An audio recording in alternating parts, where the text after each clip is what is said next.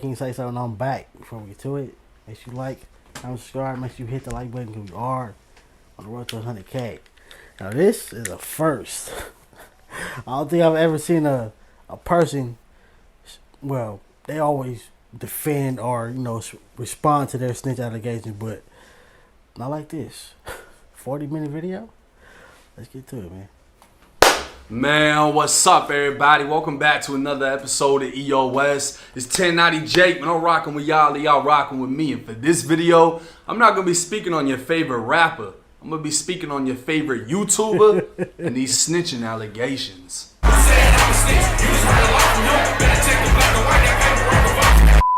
With my name becoming synonymous with exposing rappers, many have forgotten how I started my YouTube channel. Back in 2019, a single interview would redirect my path in life, pushing me into unfamiliar territory. I'd share my life story, staring into the dark hole of a camera lens, unknowingly about to be heard by millions and millions of people. I sat off camera digging into memories I thought were long forgotten, only to relive them on video. And it wasn't just the amount of people interested that surprised me, it's the amount of people that doubted me. My storytelling wasn't enough, so I started interviewing those I lived through these life experiences with.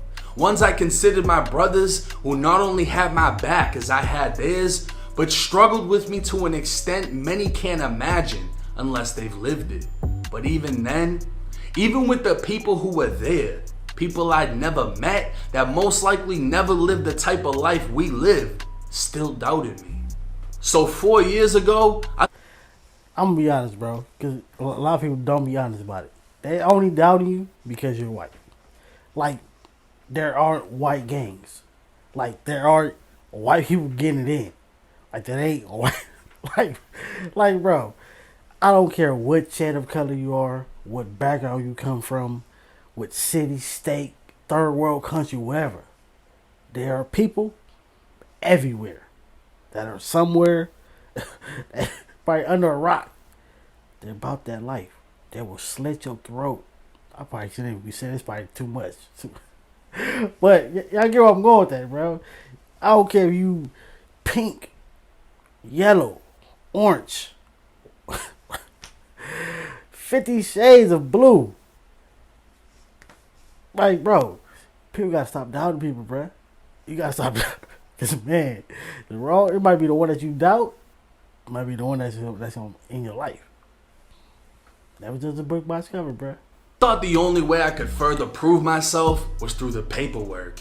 I'd emailed the Florida Department of Corrections requesting my disciplinary reports because people went as far as saying it wasn't possible I did so much time in confinement. Even though I was closed custody when I was released, the highest custody level you can have in general population.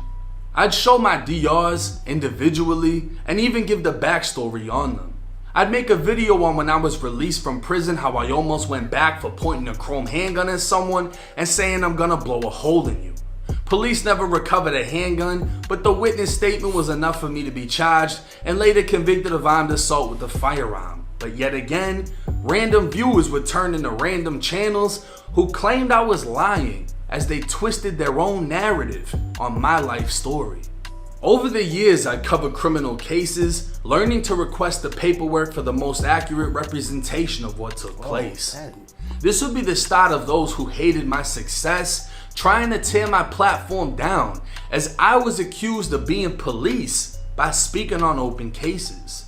Some would even go further, saying I'm solving open cases and highlighting things the police don't even know. But I'd argue back. My videos weren't based off the rumors and speculation in the comment sections or on Reddit. My videos were based off the paperwork in the case that was written by the police, meaning nothing I say isn't already known, as they were the ones who fucking wrote it. What's funny is, the first person to try and sway the crowd into believing this was none other than Brandon, the fake Hoover Crip who went by the name Pino, short for Pompano, a city he's never been from.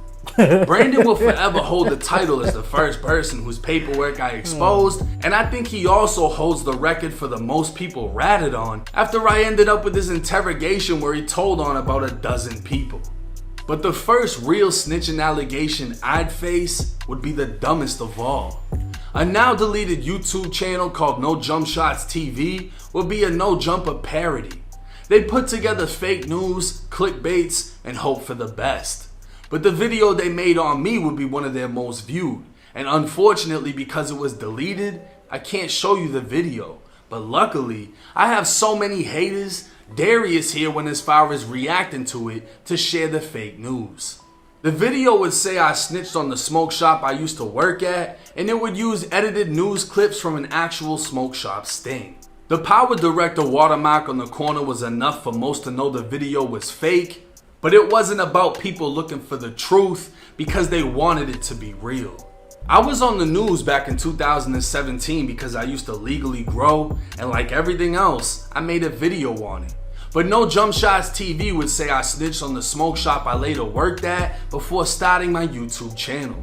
They'd edit the news clips from my own video and even edit in the article of the raid with my name in it. The only problem was I worked at the Boston Smoke Shop on Dorchester Street, and the one that was raided was King Smoke Shop.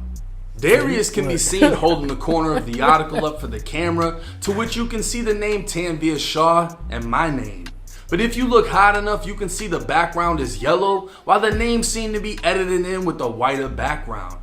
Easily Googling the actual article would show Tanvir Shah and Saqib Imran were the two men arrested, but that wouldn't stop people from saying that I snitched on the smoke shop.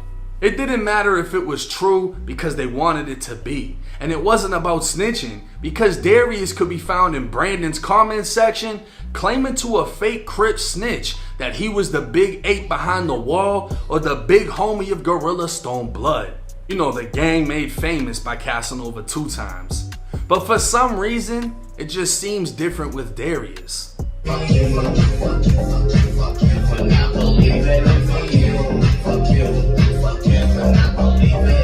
And I also got arrested for a murder back in the day, but nobody wants to speak on it. An update on a shooting that we brought to you as a news alert last week. It happened on North Dale Mabry near I-275. Right now, these two men are accused of the shooting that sent 2 people to the hospital. They're facing multiple charges. Now you see how easy that was to fake? Let's continue. The next snitch allegation they put on me would come from an actual rapper and be much more publicized. A video interview of me with Channel 7 News in Miami could be seen all over social media after being live streamed by DJ Academics. I'd be accused of snitching on the inmates, getting prisons raided, and even getting correctional officers fired. But who was the one making these claims? None other than Boston Richie, the Tallahassee rapper whose interrogation video I just exposed. But how was I snitching on the inmates when the inmates were the ones sending me videos to post? How did I get prisons raided without any prisons being identified? They would claim the officers must have raided the prisons I was at, but I'd already been out of prison for 5 years. And what officers got arrested? See, the Florida Department of Corrections has a website newsroom that covers press releases, staff assaults, and officer-involved arrests. But not one article can be produced showing any officer was ever arrested. I made generalized statements on what I saw in prison 5 years prior, the equivalent of saying the prison I was at I saw knives and people got stabbed. Not only was every prison YouTuber speaking on the same shit at the same time, but I was trying to shed light on inmate deaths. Oh God, every time I see fresh out this OG from this block and that hood and this place and that city and all this other stuff, they say the same thing. All in prison, it was dirty, this was happening, that was happening, it was crazy, it was war, it was this and it was that. The system, and how many overdose deaths were being reported as natural or accidental. I was sent videos by current prisoners who couldn't get the message out, so I used my platform to be their voice, and like many have said, if I was a different color I'd be an activist, but because I exposed their favorite rapper, I'm snitching. Boston Richie must have thought. Oh God, look, make sure y'all follow Wrist on Media. That's my blog site or whatever. Like how he got EOS, I got Wrist on Media. But I posted him, I guess him exposing finesse 2 times. Yeah, finesse 2 times. So underneath the comments, people are saying he's culture erosion. He needs to stick to his own lane. Like, bro, snitching is a part of black culture? No. We not accepting that, bro. We don't want that. Why is you trying to tie that to us? What are you doing? Somebody dug something up when the whole time this was posted on my Instagram with the caption reading, "Giving a voice to those who can't be heard." But I get it though. Boston Richie had to lie on me when he should have lied to the police. And then he does an interview with academics months later talking about how depressed he was after his interrogation came out. Niggas moving like they tell us, moving iffy. I cut them off like Future did to Boston Richie. Now the third snitching allegation would be the best in my opinion, because I was damn near convinced. A mysterious YouTube channel by the name of Unspoken Crime Murders would tag me in his Instagram story with paperwork of a shooting. I'd reply back an hour later as I remembered the incident, laughing as I now realized this was when I shot my aunt's window out with a fucking BB gun and she called the cops. I gave the police 2 fake descriptions, and the paperwork would state, on March 23rd, 2012, the eyewitness Jacob Cherry made the following sworn statement. He was sitting in the living room watching television. He heard glass break in the bedroom and what sounded like a gunshot. He walked in the bedroom and saw 2 holes in the window. He looked out the window and saw 2 white teens about 13 to 14 years of age. One was Hispanic wearing a red t-shirt and shorts, the other was wearing a black t-shirt and green shorts. He was the one carrying the black airsoft handgun.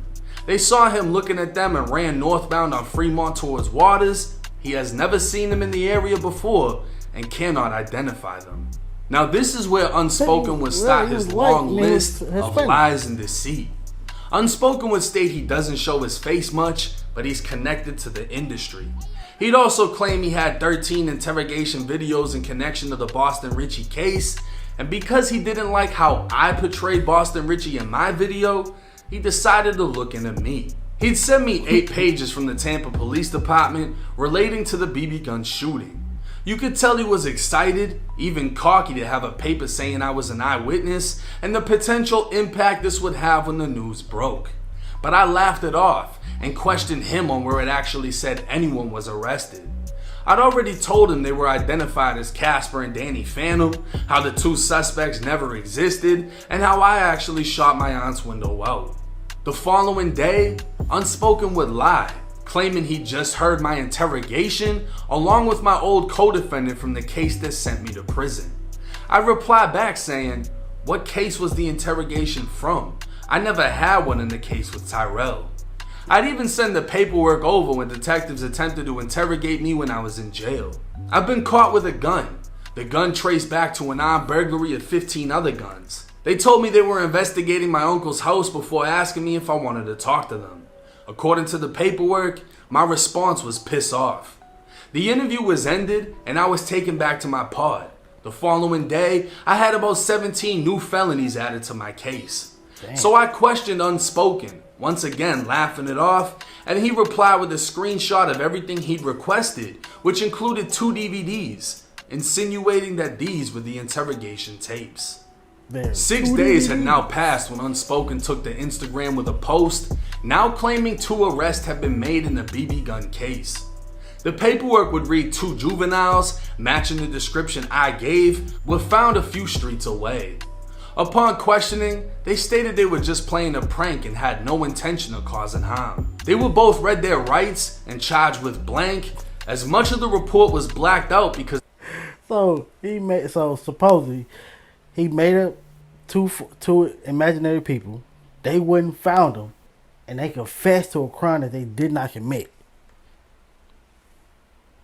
Come on, bro. Even though, sadly, that does happen sometimes.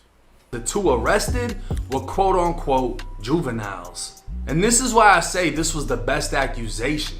I had completely forgot any of this shit had happened until it was brought up. And I really questioned myself on if 2 random people had been picked up by a false statement that I made. It was far-fetched, unlikely, but a possibility. So I made the next best move. My aunt was the victim in the BB gun shooting, as it was her house. So I had her request every bit of fucking paperwork involved in the case. She'd received 8 pages, clear copies, and while my sworn statement or sworn lie to the police was real, she was missing the paperwork saying anyone was arrested. While the 8 pages was sent to my aunt by email, Unspoken for whatever reason would claim he had the paperwork mailed in paper, then scanned the paper through a printer and turned it into a PDF file, which is why the paperwork he released looks botched and edited. Not only that, but the paper saying 2 were arrested had a few interesting flaws. First off, it was page 6 of 18. The actual report sent to my aunt by the police was only 8 pages long. The date would switch and the officer's badge number would also be written wrong. The Tampa police would confirm to my aunt that there was never a follow-up report written and no paper exists saying anyone was ever arrested relating to the case. Unspoken would never release the 18 alleged pages nobody else could access and would claim he's just too good and that's why no one else could get it. So I said fuck it. I posted a picture of the fake paperwork to my YouTube channel and put TPD's phone number along with the incident number so anyone could request the mysterious pages saying 2 were arrested. This would lead to a YouTuber named Zebby to call the police, recording himself in the process. But I'm looking for, so I was shown that there was, after this report, that the 2 individuals that were identified in this report were later. Is this a report from 2012 for the house, for the shooting at the house? Yes. Okay, we have no other report. We've had multiple people asking for this report. We Okay. have no other report. So there is no follow-up paper that says that they were arrested. Okay. I didn't think so. It looked fake, honestly. But I just wanted to double check for myself before I finish the story on it. And that just verifies it for me. I appreciate it. No problem, bye-bye. Thank you. Bye. There you have it. It's fake. Now apparently the police received so many calls that day, they already knew what everyone was asking for when they called. So with the arrest paper proven fake, Unspoken's fans would start questioning his credibility, asking him to drop the interrogation audio, to which he claimed he's waiting on me to say it's fake. And when asked why he wasn't dropping any of my paperwork on his actual channel, instead of posting it to Instagram or sending it to other people, he'd say he's simply busy with other content. But the truth was, he didn't want to destroy his fan base after being exposed for multiple lies. So he'd keep going. He'd post a picture to Instagram showing a 911 seat. That's why when I do my stuff, when I give the news or whatever, that's why I say if, maybe, possible, and supposedly. Because you never know. It's always 2 sides to every story, bro. You never know. With my name on it, saying call them back, implying that I called 911. But instead of dropping it, he posted again saying, y'all 1090 fans need to chill. I'll release this when I feel like. If it's fake, block me. So not only was Unspoken claiming to have audio of me calling 911, he'd then share a screenshot of a video he uploaded to YouTube titled 1090 Jake, Witness Number 1, Full Paperwork Interrogation Audio. So Unspoken would still be claiming he has and heard the audio of me being interrogated.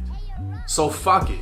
I'd request the same 2 DVDs he had, and come to find out, one DVD was my co-defendant's cell phone GPS showing his locations, and the other showed everything in his phone from his text to his pictures. There was no interrogation audio. Unspoken would later release the 911 audio to someone else, and even though he acted like I called 911, the audio was of the victim in my case. 911, where is your emergency? Actually, I just walked in my house and I could tell somebody's robbed us. What's your address? Is it a house, mobile home, or apartment? It's a house. Unspoken would fade into the background as his snitching allegations fell apart, still trying to use smaller channels to do his dirty work so he wouldn't fuck his face up with his audience. And he still hasn't actually shown his face to his audience. But those that never looked into the lie still think I told on 2 people that never existed, after it was posted by somebody who won't show their face. Months would go by before an old name I'd forgotten was brought back up in my comments. The next day, a prison grievance would make its way to social media with everyone claiming I'd snitched on Jimmy Horry. Now, me and Jimmy were both at a notorious JIT camp, Lancaster Correctional Institution. He was Haitian and naturally sided with the Zoes on the compound, while I was Blood and both gangs were currently at war. Like I've said throughout this video, this is my life story, and I broke down this whole situation 4 years ago when I broke down my disciplinary reports. Now this DI, I was in B-Dorm B1. The funny thing about this whole DI is it didn't happen. Not how it's written. So this was when one of my brothers fired up a Zoe and took a chunk out of the back of his head. And in this case, this kid ran up and hit me with a brick. This kid did it in front of the CO's booth. My bunk was next to the water fountain in B1. So I'm right in front of the CO's. So it was like a gangster check-in move, you know what I mean? This was the Zoe that crashed me in front of the officer booth so he could get off the compound. This same Zoe that swung a brick in a sock before walking up to the glass, staring at the COs and waiting for them to come in and grab him. The COs would come in, grabbing him, checking me, and then checking every other inmate when they found a Zoe named Mark Cherry with a hole in his head. See, Mark got fired up by one of my bros first, but the COs didn't see it. And that's what made Jimmy scary ass crash me when the COs were looking, because he thought he was next. The COs would also grab Jerry Lewis, who didn't do anything, and the COs would accuse him of putting that hole in the other Zoe's head. So 4 of us went to confinement, all because Jimmy crashed out. But as the old saying goes, history is written by the victors, or in this case, the one with the mic. A failed rapper named Byron Blake would post a picture of a grievance on his channel, thinking the attention it would get would resuscitate his career. But honestly, his career's been dead since he made fun of Hitman Holler for getting jumped, then got his ass flipped on camera by Hitman Holler. He'd say I snitched by naming Jimmy in the grievance, and he'd go as far as interviewing Jimmy as he coerced him into answering his questions exactly how he wanted him to. But something told me something was off, so I requested everything. According to the disciplinary report worksheet, on January 16, 2014, I was charged with aggravated battery on an inmate and possession of a weapon. At 6 a.m., the officer would state he observed me and Jimmy in front of the water fountain fighting. He claimed I had a rock in my hand and Jimmy had a sock with a lock tied to it, and we were striking each other. The officer would state he ordered us to stop and get on the floor, to which we complied before being restrained and escorted out of the dorm. He would also say I had a 1.5 centimeter laceration to my head, only listing me as injured. 4 days later, while in confinement, we'd be asked if we wanted to make a witness statement to both disciplinary reports. To my weapons charge, I wrote I never had a weapon. I was assaulted with a rock and a sock, which exploded off my head into 2 pieces, which the COs seen. I had bits of rocks and pebbles all over my property. Now pay attention. I was taken to medical with a cut to my head. The COs saw what happened, and I never named anyone in the statement. I just stated I never had a weapon, because I was trying to beat a weapon DR. But in Jimmy's witness statement, all he would say was, I don't know what. That's what they trying to say. 'Cause I seen another post about that, and it was like, oh, that he said the person's name. It was like, where, like, if you say a person's name, yeah, you tell it. But if you didn't say nobody's name, you just said that you had a weapon when the police, when the CEOs or whatever trying to say that you had a weapon, bro, you defend yourself against the law. It's the law, bro. He had. Neither confirming or denying that he had a weapon, but leaving room for the COs to charge me. Now, I made a statement in my aggravated battery charge, saying in the morning at 6 a.m., I was sitting on my bunk in count position when I was hit twice on my head with a rock and a sock. I balled up and waited for the officers to come in. I even listed someone whose first and last name I knew from Tampa as a witness, as he could also state I never did anything. But pay attention, at no time did I ever mention the name of who assaulted me. The witness I named would write a statement saying inmate Cherry was sitting on his bunk, and somebody just walked up and hit him with a rock in the head. Now, I was in confinement when the witness wrote this on my behalf, so I couldn't have told him what to say. He just said what he saw. I thought what he said and what I said would be enough for me to beat my disciplinary reports and I'd be released from confinement back onto the compound. But I never saw the statement that Jimmy wrote against me. Jimmy would write, "Me and Cherry got to in physical fistfight." So not only would Jimmy implicate himself, he'd implicate me, saying I was fighting him, and he'd name me in his witness statement. But see, this wasn't shown to social media for a reason, and I'm gonna break that down. 8 days after I was charged, I'd plead not guilty and be found guilty based on the officer's statements. I'd be given 60 days of confinement for both charges, totaling out to 120 days, or roughly 4 months. Now, within the disciplinary report paperwork, it states appeal. If you are found guilty, you may appeal this decision by filing a formal grievance with the warden of your facility within 15 days of being found guilty. So for those who have never been to prison and have no idea what a grievance isn't a statement. It's the only way to appeal a disciplinary report in Florida State Prison. And it wasn't just 4 months in confinement. I was now pending CM, or closed management, which is where you're shipped to a closed management prison, which is essentially a confinement prison. They wanted to send me CM2, which is a mandatory year in confinement. Damn. I write an appeal stating what was written in the disciplinary report, that I was assaulted. That's crazy. A year, bro. I be hearing people be going crazy in them things. That's crazy. A year, bro? By Jimmy Horry with a rock and a sock. He not only implicated himself by admitting what happened in his witness statement, he'd already been found guilty the same day I was, so nothing I said could have any effect on him. I'd also say how the officers beat everyone and lied in the reports, which would result in me being targeted in confinement by the staff, who started serving me empty food trays or trying to throw my food on the floor. I'd write a second grievance, and by this point, I'm just trying to get the fuck off the compound, because I'd already have 4 months in confinement, and the word in confinement was, if you got sent to Lake City, the only privately owned prison in the state of Florida for youth offenders, you'd be immediately released from confinement. I had already been shipped from Sumter CI for turning 19, as Sumter's JIT camp was only 14 to 18 years old.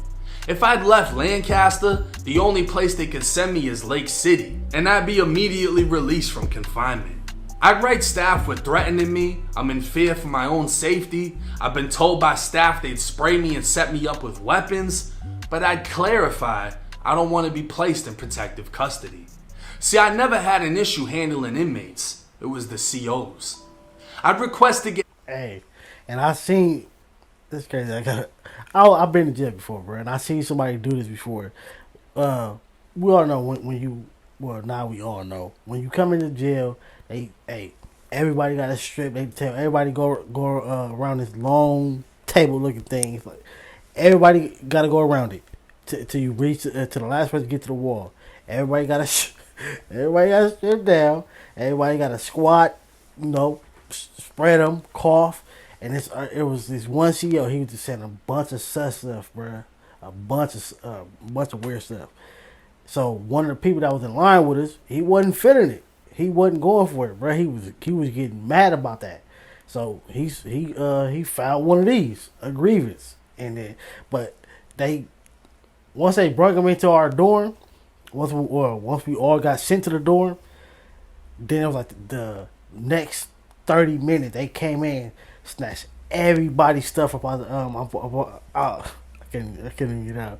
They snatched everybody's stuff up out of the dorm. Mind you, this is an 80-man dorm. 80 people. Stored your baggie like a trash bag full of stuff. They snatched everybody's stuff, threw it all the middle of the floor, tell everybody we gonna do this every day until he don't want to file that grievance. It was crazy, bro. Shipped, but nothing would happen until the COs gassed the shit out of me and charged me with participating in a disturbance and disobeying an order for kicking the door down. I'd eventually be sent a response from the warden stating if I fear staff, I need to file an informal grievance to the colonel, which I never did. The 3 COs I named in the grievance were all interviewed and denied the allegations, and so my appeals or grievances were denied, and they retaliated by spraying me. Roughly 40 of us were transferred, and my youth offender status had been snatched, meaning I was now classified as an adult because of the violent DR that I caught, and I was being transferred to an adult prison. But it wasn't only me. My bro CT, who was actually in the cell with Jimmy, taking his food in confinement, was also getting shipped. And so was Jerry Lewis, the other kid who was beaten by the COs and charged with assault. We'd all end up in reception, then never see each other again, as we all went to different adult prisons. With the paperwork clarifying my grievance was against staff, an actual CO would comment on Instagram saying, "I'm a correctional officer in Florida." That's a grievance form, not a witness statement. COs don't even handle those forms, and if 1090 Jake was to tell on somebody, he would need to fill out the witness statement as well. I'm just saying. And as we saw, the only person that named anyone in their witness statement was Jimmy Horry. Another person would comment that surprised me more than the CO, and that's Mo, a former Florida inmate who served almost a decade and was actually able to change laws in the Florida prison system and has a well-known history for battling prison abuse. He would say, "Bro, that's called a grievance. He wrote the officers up for setting him up and forcing him to lie about someone attacking him. There was nothing wrong at all wrong about filing a grievance. That's how you fight back against the system. This isn't paperwork. It's actually his own words exposing how the police set him up and extorted him." So while it's proven I didn't snitch on anyone in my grievance, and I was actually snitched on by Jimmy Horry's witness statement, the internet is the internet. The majority of it being people who have never been to prison and don't know the difference between snitching, a grievance, or even a plea deal. What's funny as hell though, is I requested Jimmy's paperwork, and come to find out while we were in confinement, he wrote a fucking grievance. In January of 2013, he was released from confinement after an incident in B-Dorm when he was stabbed by inmate Kenneth Lizamore. He asked if he could be moved to a different dorm so he could avoid problems. He let the officers know he can't afford to go back to B-Dorm because it will cause him lots of trouble. They put him back in B1, and several inmates started making threats to him that they're gonna get him from round by assaulting him if he doesn't get out of B-Dorm. So he told the CO and asked to be moved. The officer response was, "You might as well go ahead and crash. That's the only way you'll get from round." Jimmy would say he can't sleep. He has to stay up. See, look, that's why, man, bro, that's why stuff be happening in jail, because you can't even go to the CO for help. They do not care, bro. That's sad. You might go ahead and crack. What? Bro, get him up out of there, send him somewhere else. What you mean? You got a whole prison. That's sad. Up all night to see who's after him to wet him. He'd say after count time an inmate ran out of the bathroom and assaulted him with batteries in a sock. So Jimmy got up and looked around to see if the officers were in the booth. Jimmy then wrote, "Come to find out the officers saw the inmate assault me but didn't do anything about it."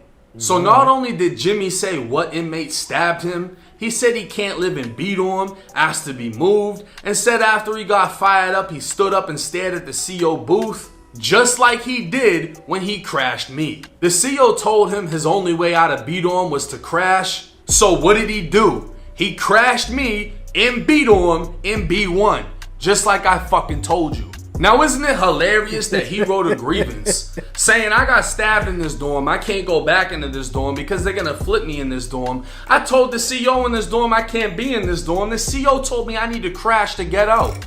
And then who does he crash? Who does he fucking crash in B-Dorm? And then I say he crashed. People are like, nah, how do we know that's true? How do we know he went up to the COs and looked in the booth for help? Because he wrote it in his fucking grievance that he did it before. But you know what's crazy?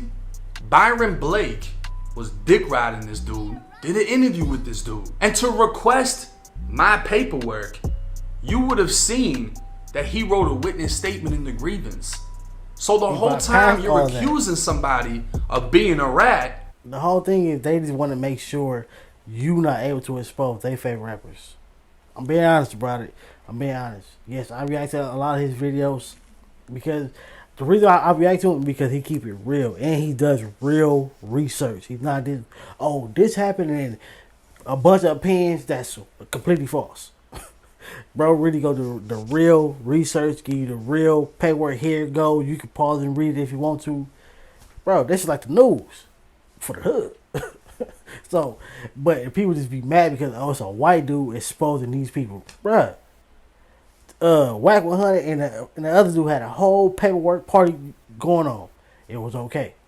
People are really trying to tie snitching to black culture. No, bro, we don't want that. What you mean? No. And sadly, it goes to that snitching is telling. You telling on somebody. It's just we just gave it a name, snitching. But it's still the same thing. People do it all across the world.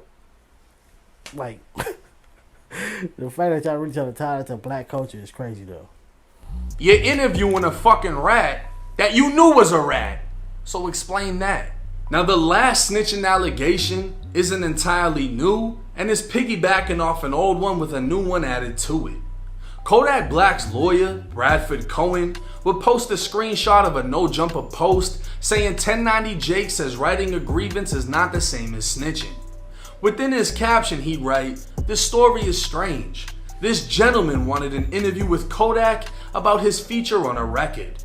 When he didn't do the interview, this guy came out and said that somehow Kodak told on jail guards. When I filed a lawsuit against guards, part of the basis for the commutation, for failing to allow Kodak access to religious leaders and abuse, that was telling. Meanwhile, I just got DMs from a person with documents where Mr. Cherry gave a sworn statement as a witness in the shooting and gave a statement to police about another incident."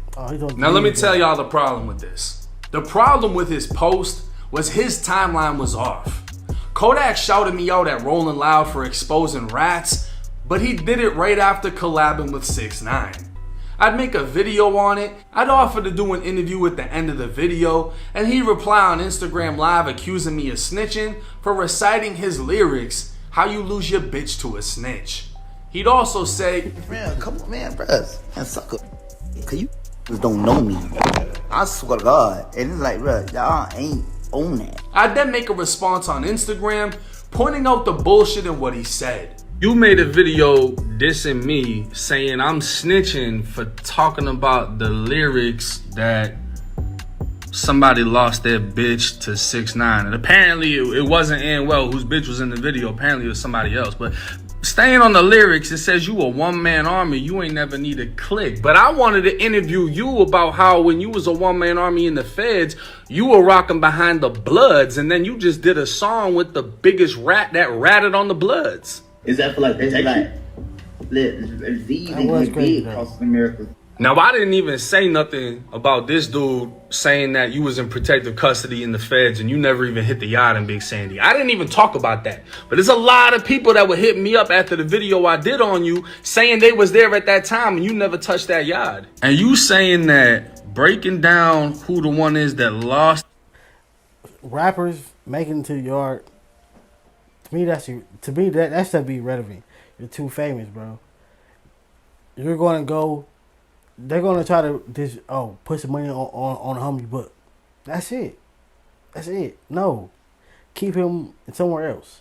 Not saying that you deserve all this privilege if you so street and so tough, but you already know how that thing gonna go. Put some money on the homie's books, buy some phone cards. You don't even know these people, bruh.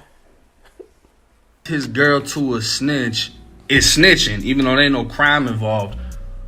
Is this snitching? Writing a lawsuit the second you get to a prison saying that you getting beat by the COs because you don't want to be at that prison and you was allegedly on PC at this is that snitching? Is it snitching when you name drop the COs that are supposedly killing you slowly, doing all type of shit towards you? Is that snitching? Because I mean, I don't know, maybe that ain't snitching. I know this ain't snitching, but one of these two things can actually result in somebody getting arrested, investigated, fucked up, right? Now, do I think Kodak snitched? No. So I'm pointing out the contradiction in what Kodak is saying, and someone in the comment section actually caught on to what the fuck I was saying. I meme on your face would say, y'all missing the point. He's not even saying Kodak snitched on COs. He's just pointing out how ridiculous it is Kodak saying he's a snitch for breaking down the lyrics. Someone else would say, damn, a blank exposing the justice system is a snitch now? And I reply back saying, I've been exposing the system for a minute, and because I'm white, they try to say it's snitching. But back to the lawyer. Mr. Cohen would state I gave a sworn statement as a witness in the shooting, following up with the comments saying someone DM'd him snippets of paperwork trying to sell it to him. But if you only had snippets, why would you say anything at all, since you don't even know I'm the one that shot my aunt's window out with the BB gun? But obviously you're trying to make me look a certain type of way because your fucking client looked a certain type of way. He'd say in another comment, this isn't a fake name, this is a full description of two people in a sworn statement. He could have just refused to cooperate. And he's right. I gave two descriptions on two people that never existed and nothing ever came from it. And he's 100% right, I could have just refused to cooperate. Just like Kodak could have stopped when that girl in South Carolina refused to cooperate. And we know how that ended. Now the lawyer would say I gave a statement to police about another shooting, and this was interesting because someone sent me the snippet of paperwork. Another anonymous page would post a piece of paper, and while you can't read much, you can read Mr. Cherry made a spontaneous statement to the officers. Another typed out picture would say Cherry said he was in the Springs and had to pee and went up to a bando or vacant house and was next to a couch. Something caught his eye and he saw the butt of a gun. He said the gun was silver/gray with a brown handle. He said the gun looked old but the bullets looked new. There were only about 4 bullets in there. Now once again, this paperwork came from a situation I covered on my channel titled I Shot the Gun, She Passed Away. And since nobody was willing to buy the paperwork from an anonymous page, I requested it all for free. April 20th, 2012, when he passes it to me, I move him out of the way. I went to busting that shit. Boom, boom, boom, boom, boom. So, you know, this shit's going off. This shit's loud as fuck. Everybody starts running. I mean, there's cars going by and everything. The main officer that was there, he's talking to Alex's mom. He's like, listen, is this Section 8? She's like, yeah. And, you know, he tells her, if we get a search warrant and we find that gun inside of there, you can be taken off of Section 8. This is going to affect your whole family. I caused this whole situation. You know what I'm saying? Like, that's my gun. I shot it. So I gotta take responsibility. On April 20th, 2012, 5 officers were dispatched to 12th and Yukon in response to shots fired by 2 white juvenile males. A witness told officers they ran into 1101 Yukon Street, and officers would arrive at the home making contact with 2 white males and 1 Hispanic. They all identified themselves. The parent of Alex allowed officers to search his room for the gun, but they didn't find it. The one juvenile, 1090 Jake, would make a spontaneous statement that the gun was in the closet under the green shirt. Officers recovered the weapon and ran the serial number, which came back stolen out of a burglary 2 days ago. All 3 juveniles were detained and transported to the district to be interviewed. Alex's mom and Brad's mom would give permission for their juveniles to be interviewed. Brad stated he is in 11th grade and making A's and C's. He was read his Miranda and signed the form agreeing to be interviewed, and Brad said Jake told him the day before that he had a gun, but didn't see it until they got over to Alex's house. Brad said Jake said he found it at an abandoned house in Sulphur Springs. He said Jake started flashing the gun around, and Jake and Alex walked off with some other people while Brad stayed on the porch. A few minutes later, they came running back and said they shot off the gun. They all ran in the house. Alex stated he was in 11th grade and making D's and F's. Alex stated after school they went back to his house. He said he wasn't involved in stealing the gun. He and Jake went to the store and Jake showed him the gun. He said today was the first time he saw the gun. He said he held it but didn't fire it, and Jake told him he found it in the Sulphur Springs area. Officers attempted to contact 1090 Jake's aunt but couldn't. 1090 Jake stated he is in the 11th grade and making straight F's. He said he was in the Springs and had to pee and went up to a bando next to a couch. Something caught his eye and he saw the butt of a gun. He said the gun was silver and gray with a brown handle. He said the gun looked old but the bullets looked new. There were only about 4 bullets in there. He denied talking to Brad the previous day about the gun. He also denied breaking into a house and didn't show the gun was stolen. He said that he did shoot the gun to see if it worked. Now, I told this whole story on how I shot the gun, and I admitted I shot it and that it was mine because the cops were threatening to get a search warrant to search Alex's whole house, not knowing his mom had pills and a weed plant in her room. So because I shot the gun, and we were standing in front of Alex's house as Alex's mother started to cry, begging him to tell the police where it is, I told the police where it was. I said it was mine. I shot the gun. I found the gun. And I was willing to take all responsibility because I didn't want them getting this. Yeah, so if we're gonna say that's snitching, you snitched on yourself. And for a good reason. His homie mom was about to lose everything. That's a good reason. If we're gonna say that's snitching, that's a good reason to do it right there. You protected your homie's mom's livelihood. Boy. Search warrant, finding all of his mother's shit, and then snatching their Section 8. But the funniest thing about all of this is everyone said the story was fake because I shot a gun off and nobody got charged.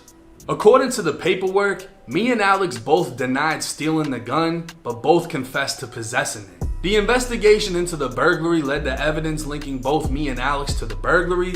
Alex was subsequently arrested and gave a post-Miranda confession implicating himself and me. Additional evidence plus the fact that I had possession of a gun led to a warrant, but I had been sent to a program for 3 months in Orlando and would be charged upon release. No charges for discharging a firearm would be placed due to the cooperation at the time the firearm was recovered. So like I said in the video, I ended up going to a program in the O. Alex ended up getting picked up at a later time. I escaped the program, got picked up in Orlando, and had warrants in Tampa, and ended up getting transferred from Orlando's juvenile facility over to Tampa's. So yeah, I told the cops where the gun was that I fired, I told them I found it, and I'm the reason nobody got booked. Meanwhile, Brad told the police I had the gun the day before.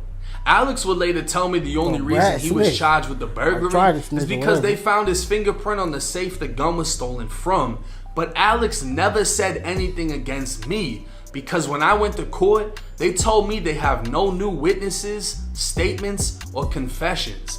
And I beat the entire case. So we never got charged with shooting the gun. We got charged with the burglary the gun came from and possessing it.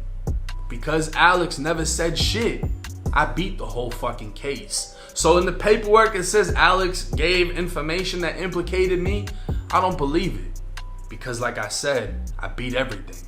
So yet again, another anonymous page tried and failed. They obviously wrote out some paperwork because it looks nothing like what I requested, making me think Unspoken is now using fake pages. But either way, they tried to sell a snippet to the blogs and send it to Kodak's lawyer so they could paint an image that I snitched. So the smoke shop didn't work, the news clip didn't stick, the BB gun fell apart, the grievance got thrown out, and the shooting was dropped. But the problem with social media is if you let a lie live, it eventually turns to the truth. So here I am, killing all the fucking rumors. Now there ain't nothing else to say in this video. There's nothing else to explain. If you're still confused for some fucking reason, rewind it, rewatch it, understand it, whatever you need to do. But none of these accusations are gonna stop me. None of these accusations have affected me. And y'all have been asking me for a video on these different situations, so I said, fuck it. I'm gonna make one video, putting them all together, and shoot every allegation down. It's 1090 Jake. Man, bro. I'm rocking with you. I'm rocking with you, 1090 Jake, bro. That's why when he exposed that rapper, I forgot his name. He exposed one of the most recent rappers. I can't even say it because he still done a few of them. But he exposed a rapper. The person that he exposed DM'd me. Like, oh, he got paperwork. He got a paperwork with. If I didn't react to it, if I didn't speak on it, because he's already spoke on it multiple times and cleared the allegation. So it's like, bro, you're wasting your time. Catch y'all in the video, man.